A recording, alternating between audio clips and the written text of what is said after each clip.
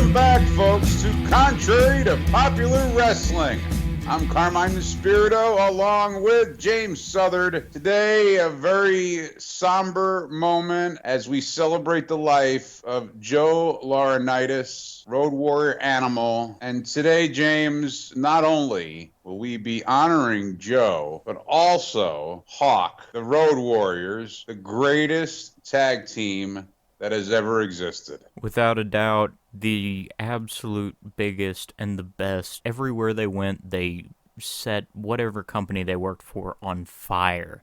Nobody carried the energy with them that the Road Warriors did. They did great everywhere they went. There's no denying the Road Warriors. They are the greatest tag team of all time. I don't think anybody can dispute it. Not Rockin' Perez, not the Midnight Express, not the Rock and Roll. Nobody did the business that the Road Warriors did. Oh, exactly right. And we're talking about huge box office attractions that drew a tremendous amount of money, entertained fans worldwide. This is going to be a very special show. And we've got a great lineup to do that with us. We're going to be joined first off by former NWA champion Jax Dane. Of course, you saw him along with his tag team partner Crimson alongside Road Warrior Animal at the NWA 70th event, and he's going to join us to talk about what it was like knowing Road Warrior Animal, how they sort of came to adopt the spikes and face paint of the Road Warriors. We're going to have a really great conversation with him, and then we're going to a friend of yours, an old manager from Chicago, P.L. Myers. He worked with Hawk and Animal. He was a fan of the Road Warriors growing up. He really had the full Road Warriors experience. Andrew Anderson is going to join us. He was very, very close with Animal in the past few years. They worked dozens of conventions and shows together. They were really good friends. It'll be very, very nice to hear from Andrew Anderson. Then, of course, we're going to close things out with the man who trained the Road Warriors. Eddie Sharkey is back with us. We're going to get his thoughts on training the Road Warriors as well as how he thinks the Road Warriors should be remembered. It's going to be a real great way to close things off. Now, Carmine, before we kick things off, we've got some housekeeping to do. We do? Yes, we do. Now, not only can you find us on YouTube, which we started on, all of our episodes are there, and we will still be on YouTube with the same videos you've come to expect from us, but we are now available on various podcast platforms. We're available on Apple Podcasts. We're available on Google Podcasts. We're available on Spotify, Amazon Music. You name it, we're on it, and if not, send us an email at contrarypod@gmail.com, and we'll see about getting on there. It's going to be a great opportunity for us, and you can take us with you on the go. You know, if you're like myself, you like to listen to podcasts in the car, we join you in the car now. You can take us on your favorite podcasting app. We're even on Amazon devices. You can say, hey Alexa, play Contrary to Popular Wrestling on TuneIn, and you can hear us on your Amazon smart speakers or however else you listen to your favorite podcasts. I'm really excited, Carmine, that we're on all these different platforms, and it is really going to be great for people to get even more contrary to popular wrestling. As old JR says, business is about to pick up. Indeed it is. Oh, what a rush. There you go. We had to get one of those in there. Let's throw it over to Jax Dane. Our first guest on the podcast, a good friend of Joe Laurinaitis, former NWA World's Champion, the Vanilla Godzilla himself, Jax Dane. Great friend, man. Great friend. You know, very fortunate in this industry as well. You know, Carmine, you cross paths with a lot of people, man. Hundreds and hundreds and even thousands of people, wrestlers, fans, personalities. And every now and then in this business, man, you get to cross paths with somebody that turns out to be a mentor or a friend or just more than a colleague, more than someone that you share this business with. And for me, that was Road Warrior Animal, man. That was Joe Laurinaitis. One of a kind human being for me. Really, really going to miss him, man. He was a big influence on you and your tag team. Oh, yeah, absolutely, man. Myself and Anthony or Crimson, or for me at least, from the start of when I was wrestling, I mean, I was always a bigger guy, and as I gained a little notoriety and had some accomplishments, people would always put me in the class physically, not necessarily accomplishment-wise, but physically, they would put me in the class with Animal and Hawk and Norton and Hanson and that whole generation of, I think, guys that truly, outside of a handful of us now, don't exist anymore. So to say he was an influence on us, yeah, man, that was myself and Crimson. We really appreciated our time with him. Well, he gave you the permission to use the shoulder pads, right, with the spikes. I thought that was so cool at the 70th anniversary show. It's still surreal to me kind of how all that came about, right? We were booked with Joe on a show in Clarksville, Tried and True Professional Wrestling up there. And we were booked on a show with Joe to manage us, and thought it would be a good idea. And it was a fun match. We actually wrestled Dr. Tom's guys out of the Northeast, Carino brothers, who are great, and really enjoyed wrestling those guys. But we got to wrestle those guys that night, and the place was packed. Tried and True, legitimately not your hokey indie wrestling numbers, but truly Tried and True draws somewhere between 1,000 and 1,200 at almost every event.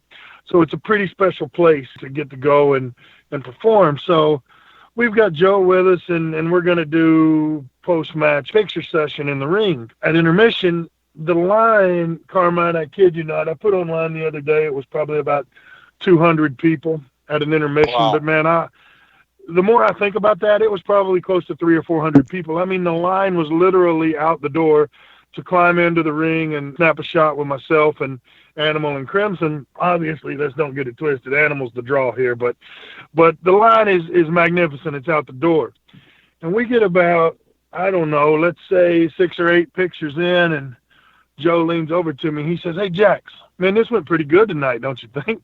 And I said, "Well, yeah, I mean, I think so, but who am I to judge?" He said, "Well, you guys ever thought about painting your face and getting some bigger spikes or maybe wearing our shoulder pads? You guys ever thought about that?" Oh, and wow. Honest to God, Carmine, it caught me off guard, man, because, I mean, that's, like I said, in some tribute social media stuff I had.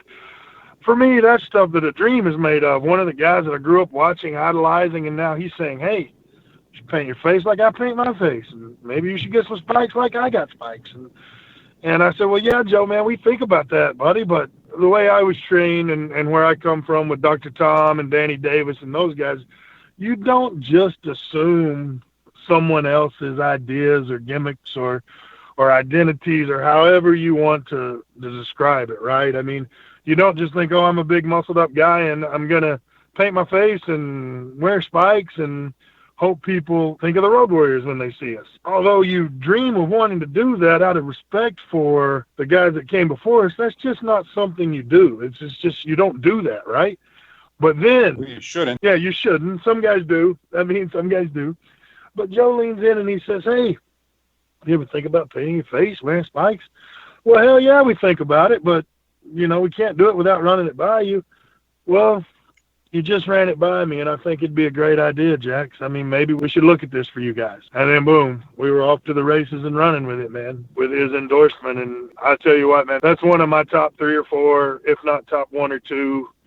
I mean, I won the NWA World Championship from Tenzan. You know how special that was to me. I won the NWA World Tag Team Championships in Japan with Rob Conway against Tenzan, Kojima, Lance, and Harry. That was real special. This is at least top 3, if not, I mean, could even in some scenarios surpass the first 2, man. I mean, just depends on what's important to you. And getting the endorsement from someone as good as Joe was, that's pretty important, man. I'm not sure how I rank those. I just kind of throw them all in my top 3 moments. What a great honor bestowed upon you guys. The blessing of Joe Laurinaitis, of the Road Warriors legacy, essentially. That was a powerful moment, man, when you guys came down that ramp at the 70th anniversary. Let me tell you what, it was something else to see. It felt special to us to be able to do it in that building for the NWA against the guys we were wrestling. Pretty special to us too, Shannon Moore and Crazy Steve. I mean, those are first-class human beings and athletes in their own respect. So, and then on top of that, you had the former NWA World Champions there. Jarrett was there. Cody was there. I mean, you can go down the list of guys that were Nick Aldis. I mean, all of these guys that are really special in our industry were there as a part of that event. So being able to do it there, Dory Funk was there. I mean, being able to do it there, man, that's a dream come true. I mean, it's not the biggest stage in the world, but a pretty damn important stage, if I do say so. Well, you can't get cooler than that, in my opinion. I don't know of any other wrestlers that Joe passed that on to. I haven't heard of any. So he really must have seen something special in both of you guys. Joe was such a giving guy like that. He was one of the nicest guys in the business, one of the most approachable guys in the business. When I saw him in Nashville at the 70th, I haven't seen him in probably 20 years. But he remembered me. I just can't say enough about the guy. You know, there's certain guys in the business that are just so likable, and Joe was definitely one of them. Definitely. I can't agree more. I mean, I think from time to time, the world is such a rat race, man, that we lose sight of what's important. And for me, especially over the past couple of years, the times and opportunities that I got to speak to Joe and talk to Joe, and he turned into a pretty close personal friend as the relationship grew. I'm still real close with his wife, Kim. God bless her. What an amazing lady. I can't imagine what she's going through right now, and there's no words, and there's no...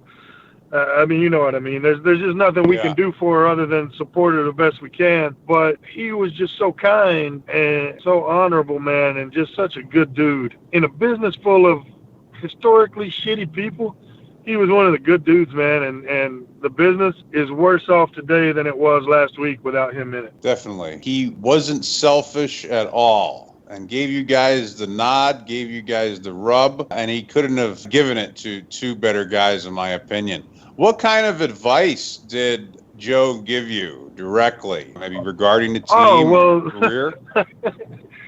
Well, it's funny because we kind of had to pull him back a little bit at times, because he would be like, hey, you guys you go out there and beat the hell out of them. That's what we did, and it got us over. Well, that doesn't work anymore. There's so many independent promotions now with so many of their own agendas not working cohesively, that just being a team that comes in and beats people up, not as valuable as it once was, you might say. So we really had to talk him into letting us be a little more vulnerable from time to time to make things work the way they needed to work. But, man, the main thing that he left me with, and I don't want to speak for Anthony, but I'm pretty sure Crimson feels this way too, is to believe that you're special. Own the room. When you come through that curtain, that space is yours. And own that, believe that, be that. And I'd honestly, I don't think in the history of professional wrestlers there's any two guys that own the room or own the space like the Road Warriors did. There were guys that are just as good as they were at owning that space and being that magnificent, but I mean, they were as good as anybody. And I think from time to time, even your professional athletes, your professional wrestlers, we struggle with confidence and are we doing what's right, or are we going in the right direction? And just having a guy like that tell you, hey, you're something special, believe in yourself, now go out there and own that space, be amazing. That's what I take with me from him, man. He's just a special human being. Well, as tag team goes, no tag team in the history of the business sold more tickets than the Road Warriors. The biggest attraction as a tag team the business has ever seen. I was listening to Jim Cornette the other week, and he said the only other team that would rival that would be Rocca and Perez. And I differ with that, because Rocca and Perez, essentially, that was Madison Square Garden, that was the Northeast. Road Warriors were worldwide and drew money anywhere they went. Unbelievable. And as you know, in the business, we call a Road Warrior pop. And it's true. That Road Warrior pop, right, Jax? When that music yeah, man, hits, nothing like it. Nothing like it. And will never, ever be duplicated again. Sadly enough, both of them are gone. They'll be remembered forever in the business. Agreed. It's impossible for anybody to forget them. What a great impact both of them made on the business. What a loss. What a loss. I want to thank you for being on the podcast, Jax. I know how much Joe meant to you and how much of an influence he was. Thank you so much for being gracious with your time. Let's keep the Road Warrior name alive. And I hope to see you and Crimson down the road. I love that team. Not to put the cart before the horse, man, but when the business gets back up and cranking again, Crimson and I, we've done a little repackaging. We got something pretty special that we put together and we're coming with, and I think we're going to make a lot of people proud. So just keep your eyes peeled and kind of a wait and see, but I think it's going to be worth the wait. Thank you very much, Jax, for joining us today. I have the utmost respect for you. You're the utmost professional, and I really do appreciate having you on the podcast today. Thank you, my friend. Hey, I appreciate it, Carmine. I mean, from when I started virtually, you've always treated me better than I deserve to be treated. And anytime I can do anything to help you out, man, just let me know. I'll be glad to do whatever you need. Thank you, Jax. Thank you very much. Have a great day, my friend. Yes. Talk to you soon. Thanks, Carmine. We now have the pleasure of being joined by one of Chicago's great managers and a very close friend of both of the Road Warriors. Welcome to the podcast, P.L. Myers. Thank you for joining us. Thank you again for allowing me to talk about the Road Warriors and be on this special podcast that I know has been taking the world by storm. And as I told you and Carmine, you both are celebrating the business that we need more of and remembering the history, why we got in the business and what it meant to us. Thank you so much, Paul. Thank you for those kind words. They really do mean a lot. Speaking about the Road Warriors, the greatest tag team ever, period. I mean, there'll never be another team like them. The only team that could sell out countless buildings, not only in the U.S., but in Japan as well. We were talking about it earlier with Jax. Cornette says, well, the only other team that would rival them would be Perez and Rocca. I disagree with that. Perez and Rocca, they're strictly in the Northeast. And yeah, they did sellouts at the Garden. But the Road Warriors, come on now. They sold out throughout the country, throughout the world. Well, I think the thing is that we all grew up watching the Road Warriors as fans, and that's where my path with the Road Warriors started. A little 13-year-old boy watching WWF, and then because of TBS and our cable box down in Chicago, you could get the NWA and, you know, World Class and AWA, and then you started watching these larger-than-life people. Because to me, as I said at Hawk's funeral, when I was fortunate and asked by the family to speak on behalf of Hawk, I said, so most people, their heroes in life were football players or baseball players. Mine were professional wrestlers, and I know they could beat up their heroes. So that's what the Road Warriors were. Road Warriors were larger than life, and they attracted so many people. And, you know, they just, as Paul Ellering has said, they're just a car crash. They just go in there, they do their business, and then they start winning their championships. And just their pure dominance. And then on top of it, their ability to cut these promos to the audience and draw you in. That's what it was. They weren't written scripts. They looked at that camera and they told what they were going to do, and they did it. And, you know, you didn't like it, they didn't care. No, not at all. But they were professionals in the ring. They never intentionally went out there and never hurt anybody, although the Doomsday Device had to be the scariest finishing move of any team ever. Yes, and to have to watch that move taken and done so many different ways and being put in a position of possibly getting hit with the Doomsday Device will make anyone tremble and think twice, why am I doing this?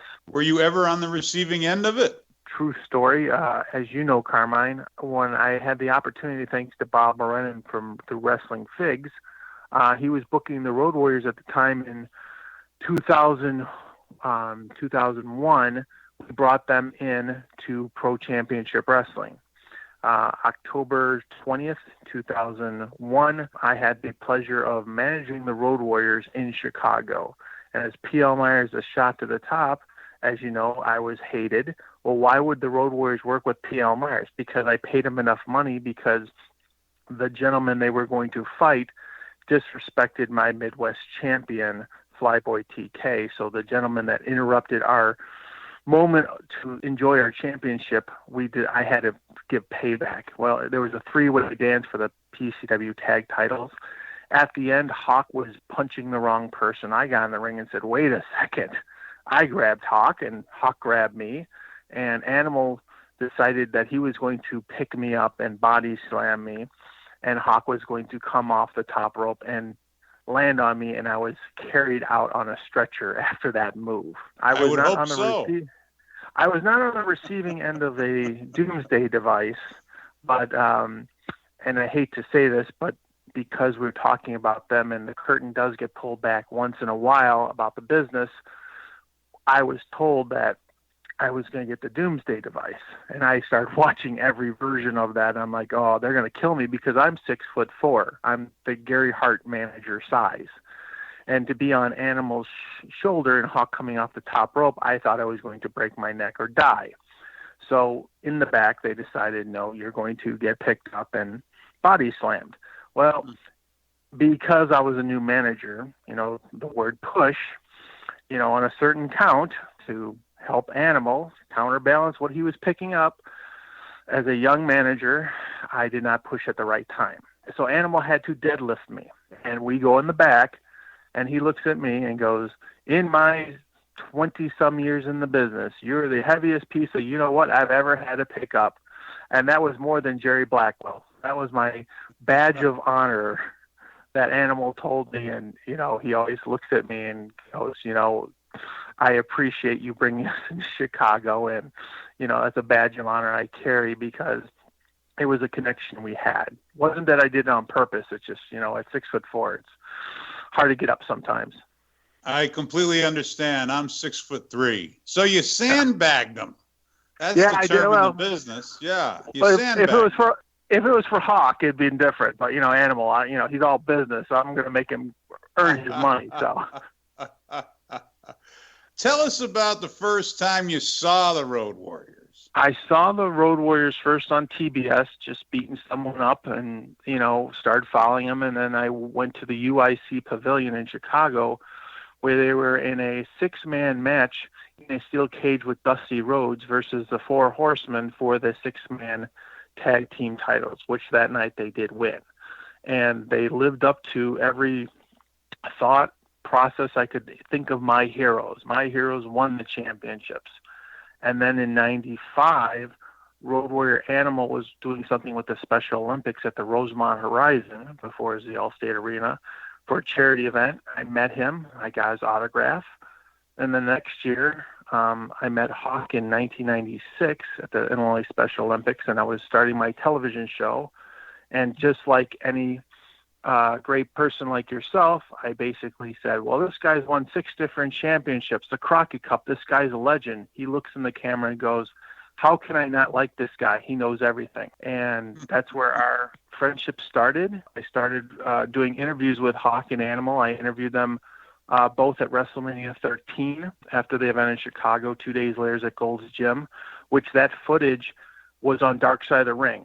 So all the footage that was on Hawk was from my interview with him.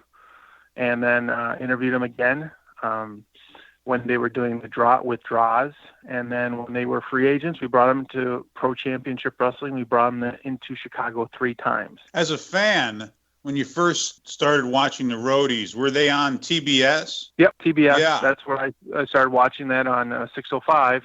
That's where they really shined. They did stuff with AWA, and before that, with the Georgia Championship. And then there's stuff in Japan, which really we didn't see a lot of out here in the States. I was able to see a lot of it. So, you have to get it on VHS tape or someone, trading tapes to see the stuff in Japan, of course. or the magazines. So you really didn't see what they really meant in Japan. All you know is they were gods over there, and you knew them for Ribera jackets. If you were one of the boys and you went to Japan and you got a Ribera jacket, that meant everything. Put the icing on the cake of your career. Right. A Ribera jacket, a pair of Zubaz, and a fanny pack. Yep. Don't forget the luggage with the wheel. Right. You need the Halliburton. The Halliburton with the wheels on it. And there you are. You're a 1980s wrestler.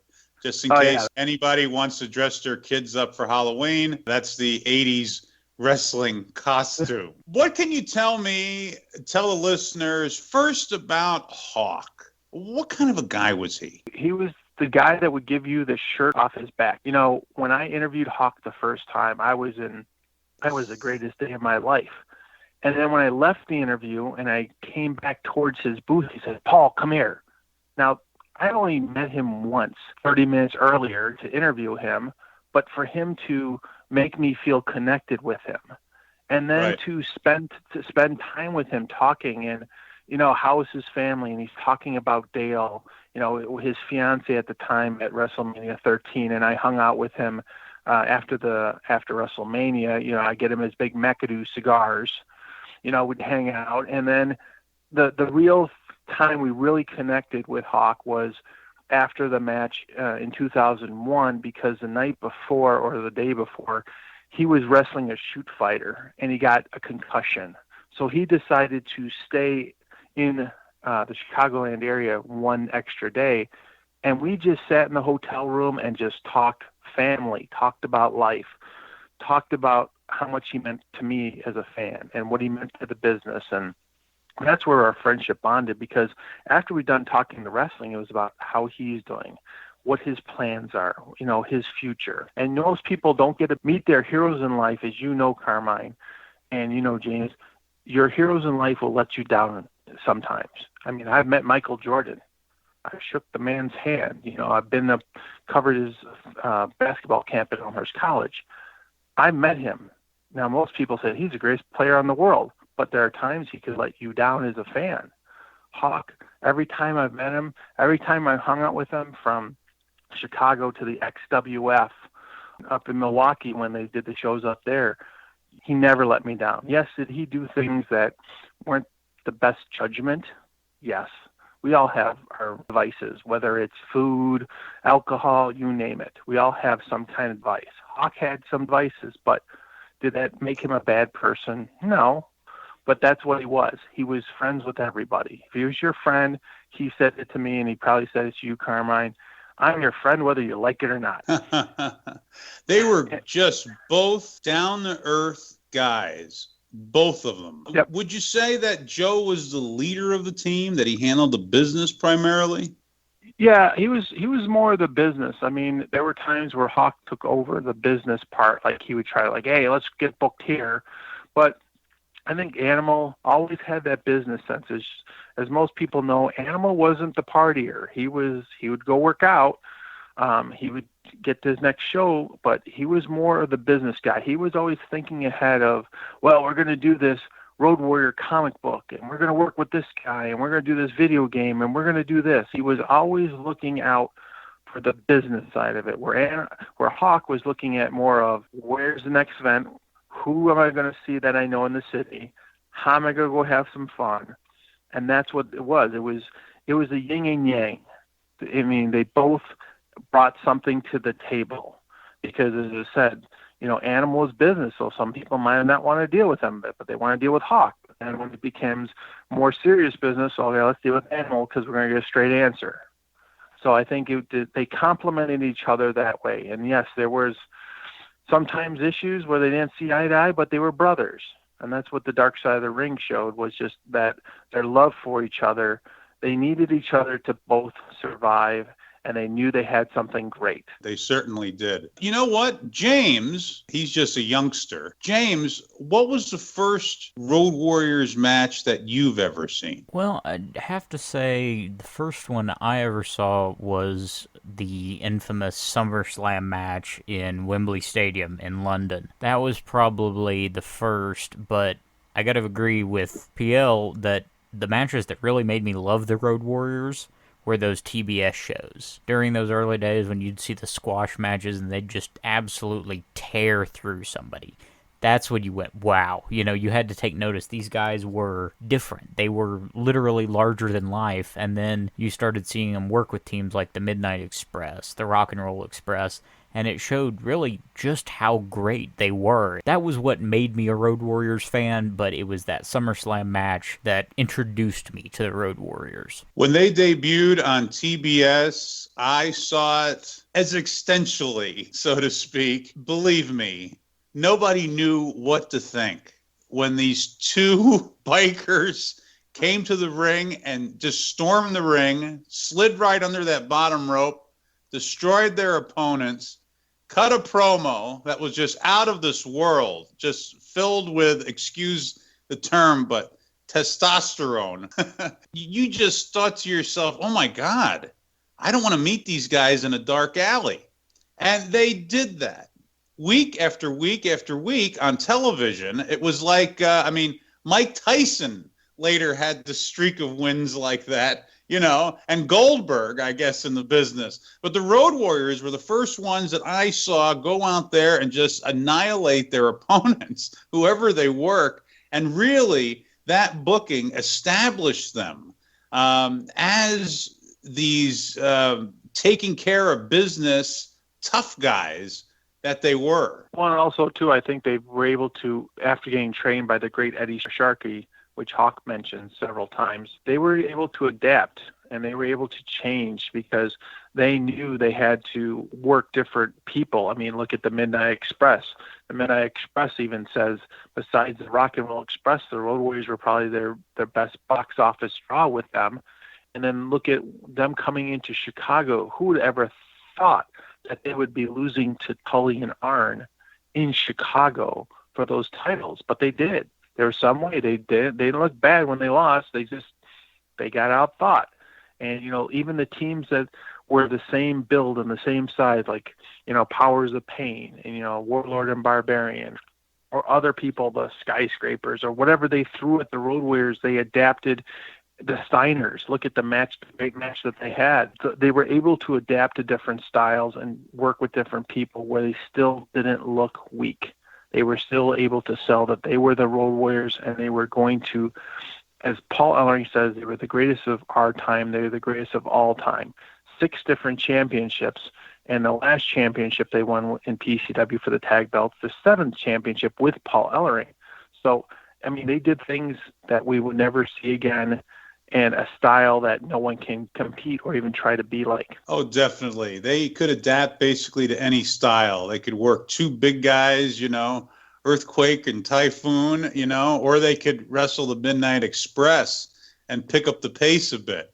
They could really get it done regardless of whoever they got into the ring with. There will never be another tag team like the Road Warriors, period. And God knows how many imitators there has been that come down the pike, and every single one of them have failed. Unfortunately, guys, you cannot copy greatness. 2 one-of-a-kind guys that were born for this role, and they're not characters. It's a copy, period. It just can't be done. Well, and also, too, the personalities in and out of the ring, too. Nowadays, those personalities, couldn't, they would probably get fired or suspended for the shenanigans that they did. It's like the rock stars back in the 80s, how many hotel rooms they trashed or whatever. Not saying that the Road Warriors did that, but just that rock and roll lifestyle that they had where it's like going from town to town and entertaining thousands of people nightly, and to be able to get their time in the gym and go over their matches. It's a one-of-a-kind team, and that's why going from a fan to actually manage the Road Warriors and being a friend with them, it meant a lot when back in 2003, first week of June at Dream Night 2, we paid tribute to the Road Warriors and reunited them with Paul Ellering. And that was the last time all 3 were together. It was actually the first time Rachel Ellering, who used to work for the WWE, ever saw her father in the ring to manage. Never saw him work before. And, Paul Ellering's career, no one can outwork Paul Ellering in the gym, because the moment you think you can beat him, he'll change up the workout. And those 3 individuals to go out on top as a fan and to give back like you both do so much, the business meant the world to me, because I sat up in I wasn't even part of the match. I just sat up in the balcony and watched it. To give back to your heroes and your friends means the world to me. And, the business has been good to me too. Thank you so much, Paul, for your time, for joining us here on Contrary to Popular Wrestling. In my book, you have set the standard for wrestling managers in Chicago. I think that you have portrayed the business in a very positive light. And thank you so much. Thank you so much for your love of our wrestling business. And I thank you. And I just, as I said, it's a loss to Joe and Mike. I never call them Joe and Mike. I just call them Hawk and Animal, because those are my childhood heroes. And I think the fans, we all miss them, but what they left is a standard and a thing that we can all look back with smiles on. That's their legacy, and I'm glad they did the Dark Side of the Ring, where they were able to get Joe involved to talk about the business and what their legacy stands for. And I think that's how we have to look at it, what they both gave to us. Long live the roadies. Thank you for your time, Paul. Have a great night. Thank you both. Right now, ladies and gentlemen, we're being joined by my very dear Goomba from Jersey.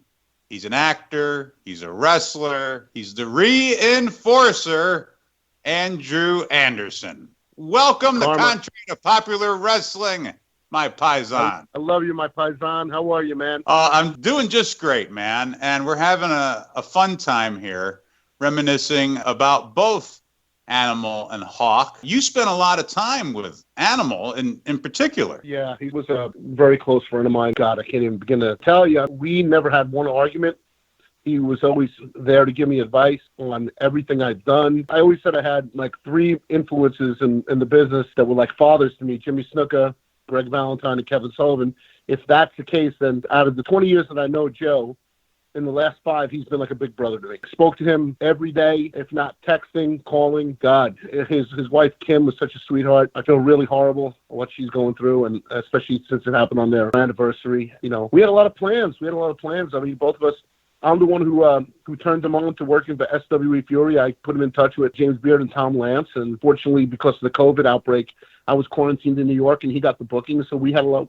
We were really looking forward to working together October 14th. You know, life works in mysterious ways. I got a real funny story that led up to his passing. I was on the road with Kevin Sullivan for Scott Wilder Productions. We were out about in Albany last weekend, and 2 weekends ago. We were out on the road. Kevin and I we did a couple appearances, a wrestling show in Woonsocket, Rhode Island for New World Wrestling Extreme, which is run by James Allen, the Trooper. So we had a good time up there, and then we came back and we went to Albany. We did a virtual signing and an in-store signing at Heroes Hideout. And then we came back on that Monday and we did the Monty and the Pharaoh show, which is one of the top-rated shows in the New York area. It's not a podcast. It's like a variety show, if you really had to ask. And Animal did that before. He did it with J.J. McGuire and a couple other guys. Animal knows we're away all weekend. He keeps calling us when he knows we're on the road in between dates to bust Kevin and ask Kevin how he's feeling. And there was a reason to it. He kept saying, so Kevin, how you feeling? You all rested up? And Kevin would go, yeah, I'm rested up. Yeah. Now Animal knew what was going on because he kind of put me up to it. So Kevin wasn't rested up. See, Joe told me, I'll make sure that Kevin gets some kind of wake-up call every morning at 5:45 a.m. and 4:45 a.m. So Friday night into Saturday, I go in Kevin's hotel room, and I pop out of my hotel room going to his, and I fuss with his alarm clock that's right next to the phone, and I set it for every hour on the hour. From 3 a.m. to 4 a.m. to 5 a.m. and then to 6 a.m. We had to be in Queens, New York at 10. He was doing an appearance with Greg at a store over there, and I wasn't doing the appearance. I was just going with him for it. So that was the only event that I was not on that weekend. So he got his alarms, the alarm clock set off, and right away Kevin goes, you know what? Some fucking prick that had the room before us must have set the alarm every hour on the hour because they kept waking me up and waking me up and waking me up. In the meantime, I'm sitting thinking to myself, this is too fucking funny. Can't happen again. Can I possibly do it again? I go into the hotel room. Now we're in Albany. We went from Queens to Rhode Island. I wrestled. Kevin signed at the wrestling show. And then from Rhode Island, we drove to Albany, went, got something to eat, had a few drinks with Greg Valentine and Scott Wilder. We check into the hotel now. Kevin sees me over by the alarm clock. Kevin walks over and pulls the alarm clock out of the wall and throws it in the closet. He said, I'm not taking this shit. So now I'm thinking, all right, I got to figure a way to do this. Kevin leaves his phone on the bed. I take his phone. It's an iPhone like mine. I know how to use it. I'm very adept at iPhones. So I set his alarm clock for every hour on the hour. 4 a.m., 5 a.m., 6 a.m. So, so now that goes up. Kevin's alarm goes up. So now he's pissed. Now he knows I'm behind it, but he's not saying nothing. Right. No, I don't get fucking sleep when I'm with you. I know what's going on. I'm like, what's going on, Kevin? What are you talking about? He goes, oh, you know. And he's giving me that look, that the Boston Battler was coming out of the devil's eyes, And I was sitting here laughing, and Joe's texting me, did you get him? Did you get him? And I'm texting Joe, I got him again.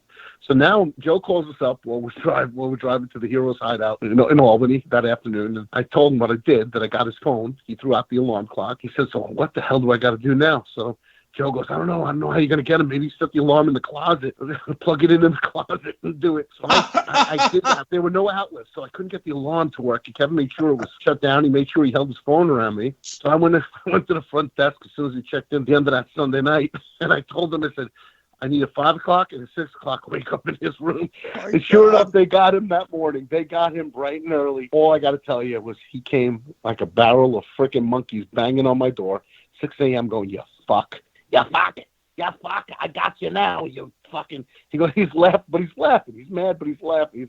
He's like, oh, this is the best one in a long time. So we had some fun. So now we talked to Joe that Saturday. I talked to him that Sunday afternoon. Monday morning, I posted on Facebook dropping the devil off at the JFK airport. So now Joe knows that was at 5 a.m., and he knows that I'm probably just barely getting into bed. So Joe calls me up with a 6:45 wake-up call to me. He goes, I said, are you fucking kidding me? He goes, well, I figured since you fucking rattled the devil for 3 nights in a row, I could kind of get you now.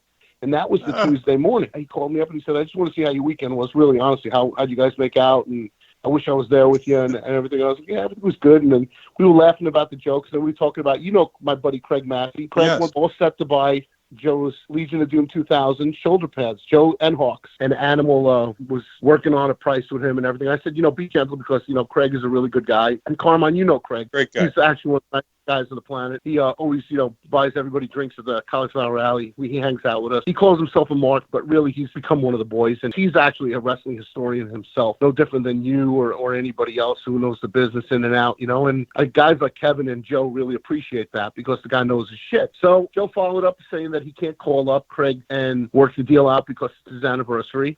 And I already messaged him at midnight that night. Happy anniversary, you and Kim. I love you guys. Then, a couple hours later, I go to sleep. And the next day, I get a call, like 7:45 a.m., something like that. And I'm seeing different numbers on me. And all these numbers hitting me from like 7 or 8 a.m. and sending me texts. My phone is really blown up. And then I read one of them, and it's from a referee in New Jersey called Pat Savino. And the only reason why I answered the phone was when this referee from New Jersey, Pat Savino, calls. I call him the angel of death. The only time he calls anybody is when somebody dies. Sadly, in this business, it's become very common for the boys passing away at an early age. Well, he called up, and I saw his number on the thing. I saw all the numbers blown up. I figured it was somebody ribbing me, or something happened, or some kind of political thing, or a terrorist thing, and everybody's calling about it. And I look over, and I saw Pat. I knew right away somebody died. I said, Pat, who died? He said, Joe. I said, Joe? He goes, Animal. I said, Jesus Christ. I said, tell me it's not true.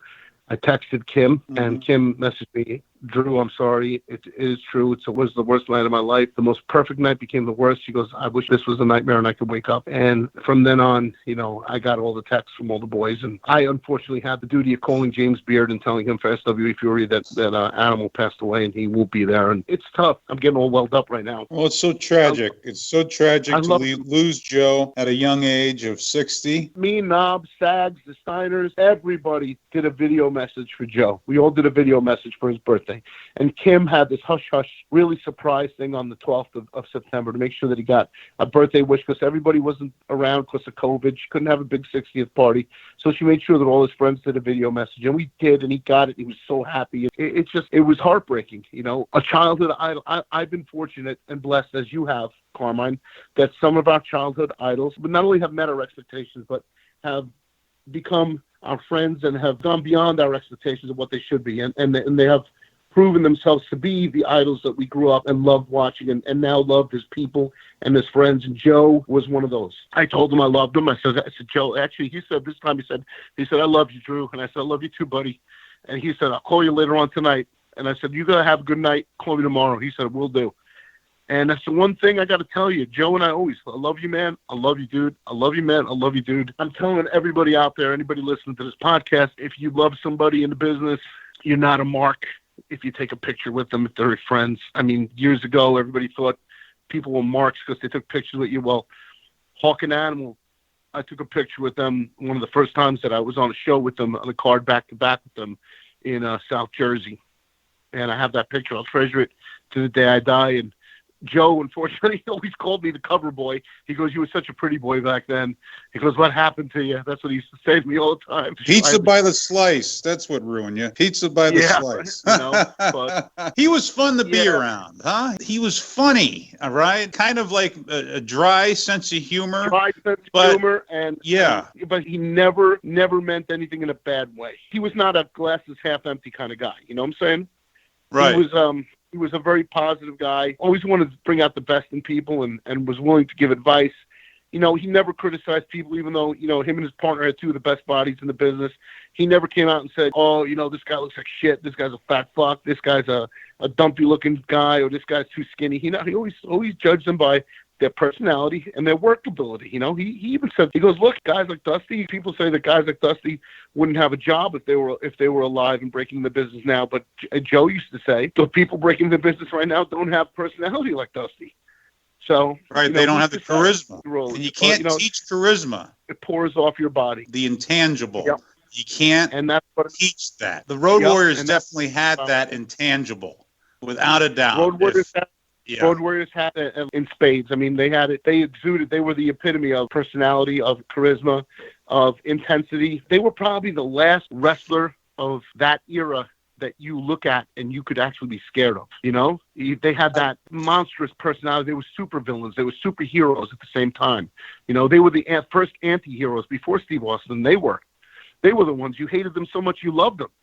You looked at them and nobody looked like them, so you automatically loved them. You generated yourself to them. They became easy baby faces down the road. I mean, whether they were working against the Fabulous Ones or the Russians or the Freebirds or the Crusher and the Bruiser, or Baron von Raschke and Greg Gagne, or Greg Gagne and Superfly Snook. It didn't matter who they were working against. I mean, Harley Race, I saw a great match. Harley Race and Stan Hansen against the Road Warriors. Phenomenal. The Road Warriors against Mark Lewin and Kevin Sullivan. I mean, they were just tremendous. And I got to tell you the funny story. This is another funny story. It goes back to 2001, September 9th, just a few days before the towers came down. There was a show in South Jersey run by Jersey Championship Wrestling, which was run at the time by Ricky O. And I was wrestling before there was an Umaga. There was Mana, the Samoan warrior. You remember Mana? Yes, of course. Nicky was one of Alpha's students. He was from New Zealand. And he was a true Samoan with his face painted and everything, and he did all the stuff, and that Umaga would wind up doing years later. He did Umaga before Umaga did Umaga. Nicky and I, with two big super heavyweights on the card, we blew out the ring 10 minutes before the Road Warriors had to go on. And I just remember walking in the back, and Hawk screaming at the top of his lungs, "Who the fuck broke the ring? What the fuck? What, are you fucking kidding me?" And I just remember shitting in my pants, saying to myself, "Oh my God, I'm going to get in it with him." And then Animal pulls me aside and goes, "Relax, he's ribbing you. He's ribbing you." And he was ribbing me because I was the big guy on the card. I'm saying? I was the other guy that was all juiced up to the gills. And, they wanted to give this kid who's only been in the business for 5 years, they wanted to give me the business. So it was like Animal and I became friends from that moment on. Hawk would die 2.5 years later, which was tragedy in and of itself because he was a great dude too. I didn't get to know Hawk that well. I didn't know Mike that well. I just met him a handful of times. But, he was always nice to me, and it was super nice. But Animal to me, God, one of a kind, great guy, true friend, true brother. We never talked wrestling. We talked politics. We talked football. We talked about his son, James. We talked about the Rams. We talked about everything but. We talked about he loved Batman and Batman comics. That's why one time he had the bat signal on his makeup years ago, I think around 1989 when the Batman movie came around. So, I mean, we talked about a lot of goofy things, and it was always fun. We'd talk about promoters and promoters stiffing us and how, but he had the best stories because his stories were always about guys that I really didn't know that well, like Dusty Rhodes and, Harley Race. And I knew Harley towards the end of his lifespan. I knew Harley then, but I didn't know the young Harley Race. He knew Harley and everybody, and it was just amazing. The stories were amazing. The stories about Hawk in Japan, him and Hawk working against Jumbo Tsuruta, and Jumbo would always bust Hawk's balls and lead ass Hawk, and Hawk would get mad, and all those great stories. I mean, it was a ton of stuff that was just so good, and even a veteran of 25 years like myself, you hear those stories and you learn stuff that you didn't know happened behind the scenes. You learned how the business was run back then as opposed to how it is now. You learned about the personalities of the people, how you deal with different promoters. He taught me how to deal with people who wouldn't pay up front, people would give a check. Not everybody says there's ways of seeing if you can take a check from somebody. He told me which ways to do it. He told me who to call, what to call. There's people you can verify checks now. which is pretty cool. So Joe was really smart. Joe was a really smart businessman. He was the business side of the Road Warriors, and he helped me a lot with my knowledge of, let me put it this way, he made sure that I didn't fall into the pitfalls and didn't have something to fall back on. So he made sure that I was wise with my money. And so Kevin Sullivan has helped me a lot in that aspect too.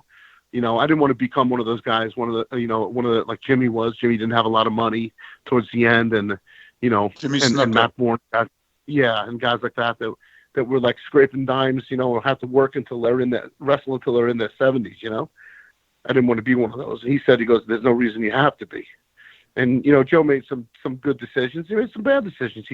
He got really banged up during his divorce, from what I know. He was not a hard partier. He didn't party. He didn't really drink. He didn't smoke and didn't take drugs. So, I hear all these people making comments saying, oh, the Road Warriors lived that kind of lifestyle. Hawk lived that kind of lifestyle and paid the ultimate price for it. Animal did not.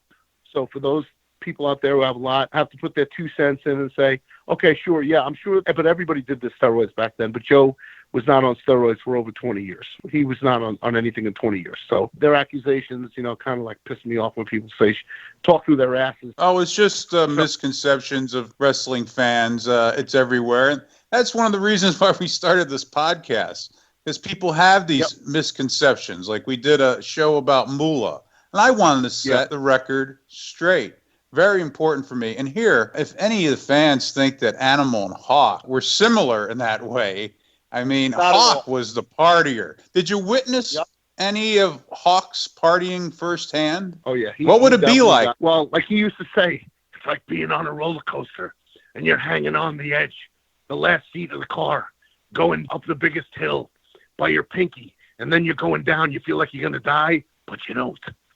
Being with Hawk was like that. Have another drink, have another shot, have another drink, have another shot. In the meantime, he would ingest all sorts of stuff. And he did his fair share of shit. Joe would either go to the hotel or just stick with him, go to the bar and just socialize. But he didn't really get messed up or in the after parties. He was able to keep it together. I have a lot of respect for that because, Carmine, you and I both know I like to get out of hand. I'm a little batshit crazy. So I've been known to do the same on occasion. On occasion, I've been known to do the same. You and I both together, look out. We get like batshit crazy together. We've got batshit crazy in Vegas plenty of times, and we got batshit crazy in Texas. So you and I are cut from the same cloth. But to be able to have that strength to go out, that willpower, to go out and not have that drink, not take that drug, not smoke that smoke, that's what Animal was about. And I have a lot of respect for that. A lot of respect for that. God bless Joseph Michael Laurinaitis. I mean, God bless him. What a great man. What a great man. Some other memories of Joe. Spent a lot of time traveling with him from town to town. Yep. You remember any of the stories that maybe he talked about in the car? Or he always talked about Andre the Giant. Andre, if he didn't like you,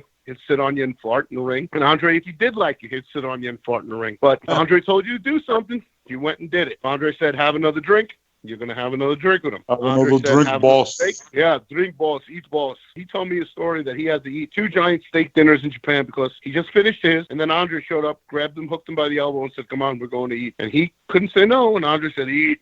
Because Andre wanted to eat and drink. And he was the only one there. And he had to eat 2 steak dinners. He said he felt like he wanted to sleep for a month. He wanted to go into hibernation. Oh, wow. Another story he told me was that he would be in the ring, and Hawk would get all out of his mind crazy with shit. And he'd have to be the one to calm Hawk down and slow the match down because Hawk would be, like Spinal Tap. Hawk would be wound up to 11, So he would tell me all about that, because, listen, they had fun, man. They had fun. They had stories to tell. He told me stories about how one time, Hawk got a little wild in the ring with Mark Lewin, and, Mark Lewin just sort of grabbed Hawk and laced him up and calmed him down. And then not a word was spoken again. And Kevin confirmed that story with me because he was in the tag match with Purple Haze, Mark Lewin. And from then on in, there were no potatoes thrown. Everybody was wrestling like Jimmy Snuka. Like you wouldn't even touch it, brother. It was an easy thing. It turned into a night off. It turned into a night off for everybody. Yeah, night off, baby. So Greg Valentine was extremely close with Hawk and Animal also, but extremely close with Hawk. I know that Greg was. So Greg would have a lot more stories on Hawk than I can ever tell you. I can only tell you the little bit that Animal told me about that. God, I miss Joe. That's all I got to say. You know what? You got to tell your loved ones that you love them, man. When you love your friends, tell them. Don't be afraid. Hell, life's too short, and this just goes to show. And Do you want to hear something really crazy? I got another call today, and it told me that Jeff Miller, the Metal Maniac, had a heart attack. Oh, no. And Jeff had a heart attack, and he had an angioplasty done, and he had a couple of stents put in. And, my thoughts and prayers go out to Jeff Miller and speedy recovery to my friend. And one of the reasons why I've gotten into business is Jeff Miller, because he was in the bar with Jimmy Snuka when they discovered me. Metal Maniac says to Jimmy Snuka, "Look at the bouncer. He's got arms. They look like little midgets hanging from the side." That's how big my arms were. He goes, "It looks like little midgets." Paisan, my Goomba, I love you, and thank you so much for being on the podcast. Sorely, we had to have you on for this tribute. I wish it was under different circumstances, but we'll definitely have you on in the future. We'll definitely do it again, my friend. Anything for you, you know that. I'd be amiss if I didn't plug my SWE Fury show on October 14th at the Colony, at the Lava Cantina at the Colony in Dallas on the 14th. 2 TV tapings, great talent there. And go to SWEfury.com, check that out. Also want to plug that I'll be at the UWF at the Atlanta Motor Speedway at the fair, the state fair, on October 10th and 11th in Atlanta, Georgia. Hopefully we'll have a really good time on that too. And everybody's safe from COVID and from bad politics going on in this country. From the left, the right, and up the middle. It don't matter where it's from. We're all one nation under God. Right, brother? Absolutely. I'll see you down the road, Goomba. You too, my friend. I love you. Bye-bye. I love you too. We have the pleasure of being joined once again by the man who trained the Road Warriors and probably knew them in their formative years better than anybody else. Please welcome back to Contrary to Popular Wrestling, Eddie Sharkey. Thank you for coming back on with us, Eddie. Thank you kindly. So, Eddie, of course, we've had you on and you've briefly talked about you training the Road Warriors, but we'll go a little more in depth today since we're honoring both of the Road Warriors, Hawk and Animal. What was your first experience like meeting them? Of course, you met them at Grandma B's as they were both bouncers. What was your first thoughts when you saw these guys? Well, I thought they're great guys. They'd be great wrestlers, but I had no intention of going back into business. And, they looked so good, and then they talked me into training them. They didn't have any money, and, back then wrestling school was $500. After their success, I upped it to $3,000, and they made a lot of money, and they did very well. The only one that had any money was the Hawk, so he gave me the $500. So, well, hey, that's fine. A lot of money back then. Would you say they were naturals to the business? Did they take to it, or did they have that kind of transition from being mostly bodybuilders and high school athletes? Did it take them a while to catch on, or were they pretty quick to it? No, they were all natural athletes. They caught on real fast. They had to pay their dues, go to different small territories at first for 6 months to a year, and then after that exploded on the scene. They all were athletes. They all were training hard at the time. They worked out very hard, and they were dedicated to getting in shape. They were just naturals. They're perfect people. They're at the right place at the right time. And, of course, we've talked on the past couple episodes we've had you on. We've talked about the rings they trained in and how they were just terrible to bump in. Anyway, it was terrible. The worst places you could ever imagine. You could never imagine a place. A ring built on railroad ties. And there was an old mat with all the stuffing coming out. And, if they took a bump, if they missed that, they hit the railroad ties. That's why they're so good. They're good bump takers. If you ever notice, if they did have to take a bump, which was seldom, it was always a very good one. And we had a lot of fun. The most important thing is to enjoy yourself in the business. And we did that. We had a lot of laughs. We had a good time. We always did, up until the end. And that seems to be the one thing that everybody talks about with both of the Road Warriors, Animal and Hawk, was they were just good guys. They were good people. They loved to have a good time. And they were just genuinely nice people to be around. They were somebody you wanted to spend time around. Exactly, yes. You said it just right. In my camp, if I had anyone who didn't fit in, who wasn't, they were out. All you had to do, first of all, if you want to be in this business, is be a nice guy. You got to work with these people. You got to live with these people. You got to be a nice guy or forget it. Now, of course, it was while they were at Grandma B's that they had trained with you that Ole Anderson found them. What was that experience like, bringing Ole into the bar to find some new talent? What was his first thoughts, or what did he say to you when he first saw the Road Warriors, the size of them, who they were? Did he ever talk to you about that? Did he ever say, I knew as soon as I saw them, or anything like that? I don't know what he said, but, Ole and I were good friends. He started here, and, we're good friends right from the start. I told him about these guys, and I said, you got to come up and look at them. So he came up to the bar. We all were there. there, and he took a look at them, and first of all, he said, what's their attitude? Attitudes are great, and they're all great athletes. You can tell by looking at them. And he walked over, and he said to two of them, Mike and Joe, he said, you be on the plane for Atlanta Saturday, and the other two be on the plane a week from Saturday. That quick. You know, guys work all their lives. They train, they suffer to get a break like that, and it was that fast. And them guys were so good, you could just look at them, you could tell. And, of course, they had to pay their dues. They had a tough year. They quit. Joe and Mike had quit, and I had to talk them to going back into the business. And the rest is history. Rude and Barry Darsow hung in there pretty good. They obviously did well. We don't hear enough about Barry Darsow, who is also very good and very tough. But he was always like Repo Man or somebody under a mask. So that's what we don't hear enough about him. And he was just as good as any of them, and just a nice guy, too. So they went to Atlanta, they made it big, of course. Then they started going to Japan, WCW, WWF. You know, they blew up all over the world. Did they stay in touch with you? Were they reaching out? Or, you know, were you talking to them during that time period? Yeah. Oh, yeah, they'd call. They said, we don't like this place. We want to get out of here. And I said, leave. You're good enough. You can go anywhere you want. Just be patient. Pay your dues. And they did. No, we kept in touch most of our life. Yeah, after a while, you know, kind of grew apart. They lived in different parts of the country. But I was still refereeing for WWE when they went there. So, and I had my own promotion here, too. They couldn't actually work for it, but they'd show up and sit at ringside and things like that. And they'd do everything they could to help me in any way. I think that really says a lot about them, that they not only stayed in touch, but they helped you, you know, in so many ways, that, as you mentioned, showing up at shows just to bring attention to it. It says a lot about who they were as people. They didn't forget where they came from, and they still loved you and respected you enough to come back and give their support in any way they can. It shows just how good people they really are. That's so true, and I appreciate it so much.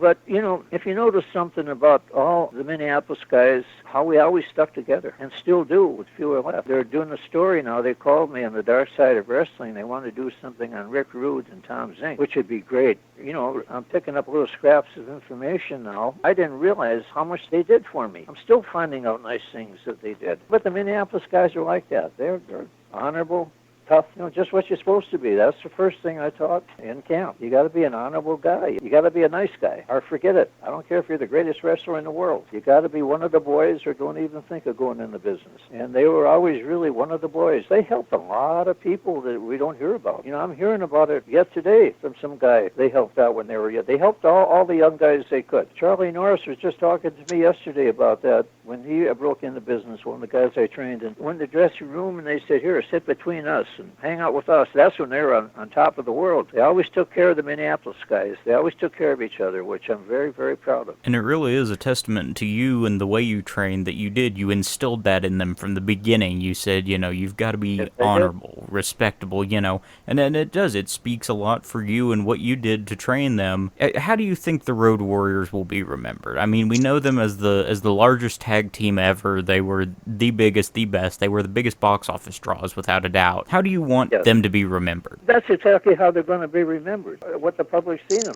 They're the greatest. No one will ever know what they're really like outside the ring. What nice guys they are. That's what I want so bad to get across, what they're like as human beings. What wonderful friends they were. Right up until the end. I can't say enough good about them. And people will never really know that. They just see them as the Road Warriors, and they were the greatest in the world, which they were. But no one will ever know what great people they were outside the ring. Not to everyone. There's, people who wanted to start fights with them, and which they regret it, because they could fight outside the ring also. But I just like the world to know just what wonderful people they really were. Not only that, like Rick Rude and Tommy Ferrara, Charlie Norris. I mean, there's so many, many, many great guys from here. I'd like the people just to know how great they were. The Minneapolis Mafia was the hell of a mob. Eddie, I have a question on my mind I'd like to ask you. Joe was sent to Georgia Championship Wrestling as a solo at first. How did the team come about? How was he put with Hawk? Was that a suggestion of yours, a suggestion of Ole's? It was Ole Anderson put the whole thing together. They originally were going to be a tag team of Hawk and Rick Rude. They had pictures taken and everything. everything, and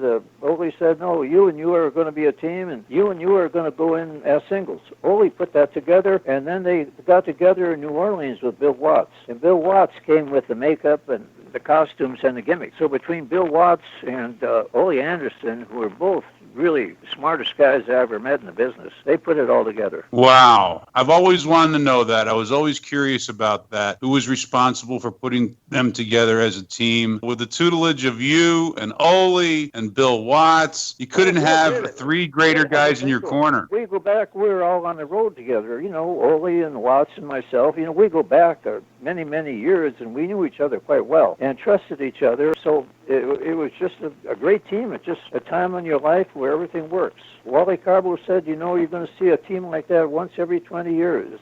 Well, he was usually right about everything, but this time he was wrong. There's never been a team like that ever in history, and there never will be again. There definitely will not. Come off the street. They have good street sense. And, Minneapolis is a real tough town. You got to have a good street sense to do anything here. And they had that, so they were pretty well educated. We talk about it. And after a while, when I got the big camps, with the $3,000 each, and I had so many, many, many guys, first we'd meet before the camp, we'd meet for breakfast, and then we'd meet after. Because the one thing I learned from the two guys that helped me a lot was the great Malenko and Carl Gotch. And one day I went up to the YMCA. I was going to work out with them. They were going to show me some stuff. They said, no, we're not. We're going to talk. And I thought, talk? And we talked for a couple hours. I never learned so much in my life.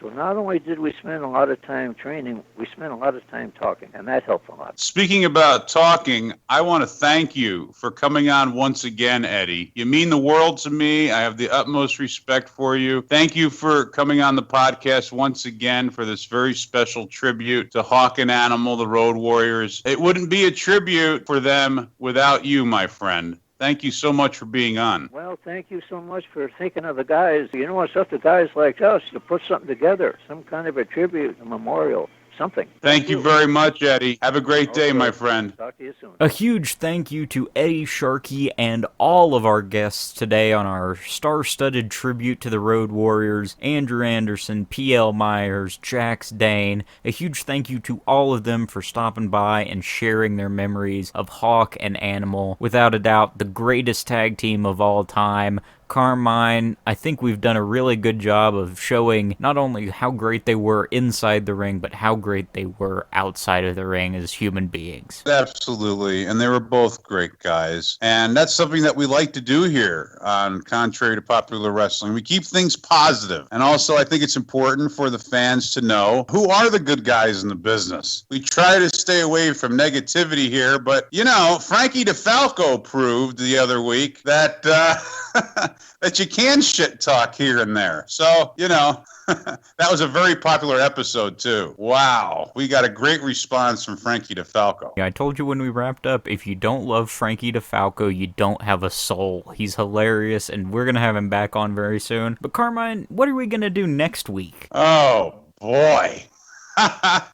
Well, I think we need to pick it back up with the untold stories of the AWA. And I've got some great guests in mind. I'm waiting for them to confirm right now. I can't reveal who they are, but I can promise you they're going to be some big hitters. It's going to be great to get back to that series. We got cut off there. Frankie took over our last attempt at an AWA episode. Gave us some great untold stories, though. There were definitely some scandalous stories that people hadn't heard before, but it'll be great to get back to that, and it was really great getting to pay tribute to the Road Warriors today. We want to remind you again that you can now get Contrary to Popular Wrestling on all your favorite podcast platforms: Apple Podcasts, Google Podcasts, Amazon Music, Spotify. Tune in on your Amazon Alexa-enabled devices. Just say, play Contrary to Popular Wrestling on TuneIn. You should be able to pick us up. You can also like us on Facebook. That's where we will announce the guests for our next episode of the Untold Stories of the AWA. Facebook.com/Contrary @contrarypod. If you have questions, comments, concerns, guest suggestions, you name it, send us an email at contrarypod@gmail.com, contrarypod@gmail.com. Carmine, any closing thoughts before we wrap things up? Well, I think there's one last thing that we need to do in tribute to the greatest tag team of all time, the Road Warriors. Are you ready? Oh, what a rush! From Chicago, Illinois, the World Tag Team Champions. We ain't got no friends, and we ain't planning on starting to have any. The Legion of Doom, the Road Warriors. And when it comes to wrestling, you think of the Legion of Doom and the Road Warriors.